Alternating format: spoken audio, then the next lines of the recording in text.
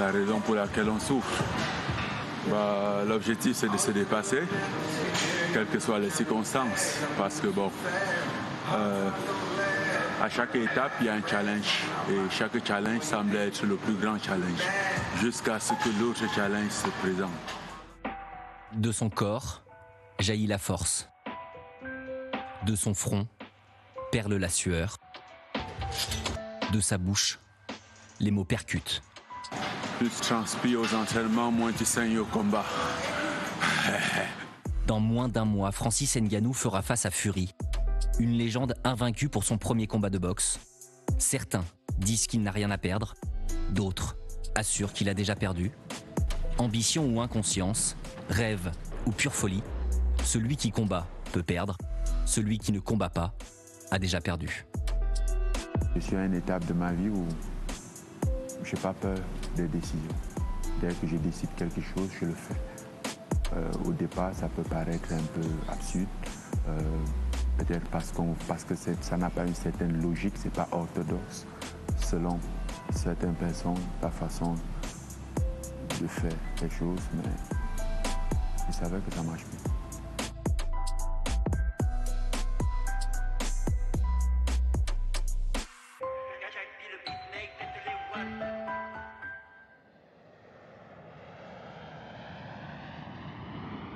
On est où là? On est dans ma salle, regarde là-bas.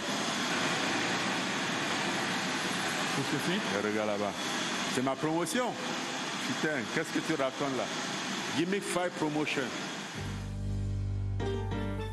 Une salle pour lui, loin du tumulte, du folklore de l'extravagante Las Vegas. Une salle pour enfiler les gants, pour apprendre à boxer. Pas vraiment. Car si le Camerounais fut au firmament du MMA, c'est par le noble art qu'il a débuté, quand il avait 7 ans. Autrement dit, il y a de cela 30 ans. Je me rappelle à l'époque, même au Cameroun, j'attachais les sacs. On avait les sacs de sel. Et je remplissais ça de sable et j'attachais et j'accrochais, soit parfois aux branches d'arbres, soit sur les tentes des maisons pour boxer. Donc parfois c'était des bananiers au champ que j'allais boxer. Donc ça remonte à très longtemps. Dewey Cooper, son coach, également celui de son compatriote Carlos Takam. John Mbumba, son autre coach qui avait représenté la France au JO de Pékin. 2 expertises, 2 visions, venant enrichir tout le savoir déjà acquis par celui qui fut il y a un peu plus de 2 ans le premier Africain champion du monde UFC chez les poids lourds.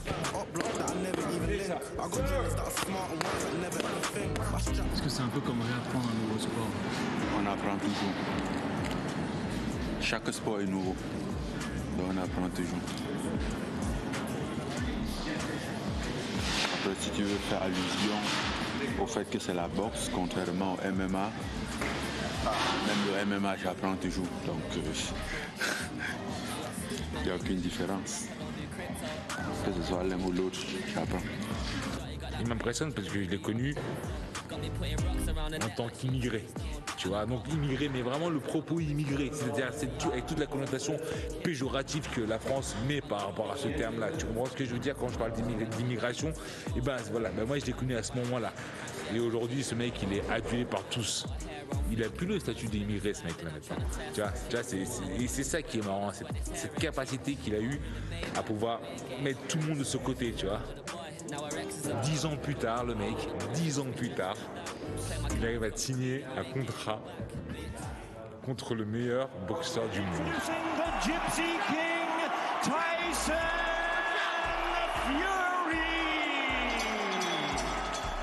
La longe de Fury, un aspect fondamental du combat à venir. L'Anglais mesure 13 cm de plus que le Camerounais, une arme qui pourrait être létale, fatale. Mais Ngannou a préparé sa défense et a d'autres cibles en vue. J'ai identifié que c'est un humain. Et ça, c'est suffisant. C'est un humain comme moi, voilà. Il a 4 membres, il a une mâchoire, tu vois. Il a un tympan. Il a un nez au visage, tu vois. Tout ça, c'est des cibles. Voilà. Cet affrontement qui sera à lui seul plus lucratif que l'ensemble des retombées de sa carrière à l'UFC est également une opportunité de clamer haut et fort que le meilleur combattant au monde vient de Battier. Quoi de mieux qu'une icône pour d'ores et déjà l'affirmer. Je pense que rien qu'être à la présence de Mike Tyson, ça change un peu la chose, tu vois. Ça te permet de réaliser que c'est vrai. Ce fameux rêve-là, c'est plus un rêve. Là, on vit la réalité. He's got the power to stop Tyson Fury? Well, he got the power to stop anybody. There's nobody he reminds me of. He's his own entity. C'est lui là, c'est Mike Tyson, le fameux Mike Tyson qui est là et qui parle parce qu'il croit au prochain, au fait. Quand on se connaît en France, qu'il était en France, on parlait de la boxe, on parlait des légendes comme Mike Tyson, où on disait que les gars, bon, un peu à la Cameroun, les gars, putain, un jour on va voir avec Tyson, on va prendre des photos avec lui, tu vois, on va se boire un coup avec lui. Et regarde, c'est plus que prendre des photos, c'est plus que boire un coup. C'est un rêve qui se réalise vraiment de la plus belle manière, quoi. Collaborer avec l'un des plus grands boxeurs de tous les temps, jumeler cela avec toute sa technique de MMA, Carlos Takam a un pressentiment. Imagine-toi, Francis vient sur ses jambes comme un boxeur et qui donne un vrai coup à Tyson Fury. Il va sortir du ring, le mec. Ça, c'est sûr. On a quand même réussi à mettre un petit truc en place. Il y a 3 mois, personne n'y croyait. Tu vois, c'était OK. On pense qu'il s'est trompé, il a pris la mauvaise décision. Il a foiré sa carrière.